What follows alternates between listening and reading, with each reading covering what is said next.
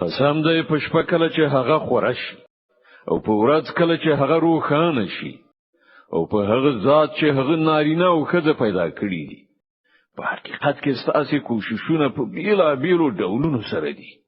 نو چې د خدای په لار کې شتمنی ورکړه او د خدای له نافرمانی نه پرهیز وکړه او نیکی رښتینه کړه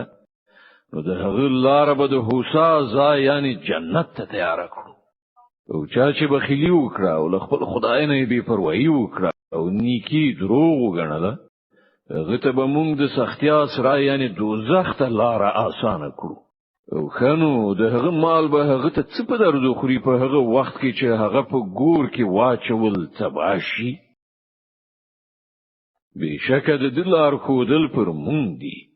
او په حقیقت کې د آخرت او دنیا دواړو همدا مونږ څښتن یو نو ما تاسو ته خبر درکړای دی لمبو وهون کی اور نه په هغه کې نسوځي مګر هغه ډیر زیات بدمرغ چې د خدای آیاتونو ته د دروغ نسبت وکړي او مخ واړوي او له هغه نه په ډډه شي هغه ډیر ښه پرهیزګار چې د سپېڅلتیا په خاطر خپل مال د حق په لار کې لګوي پر هغه باندې د هیڅ احسان نشته هغه ته د هغه د بدل په ورکړه کې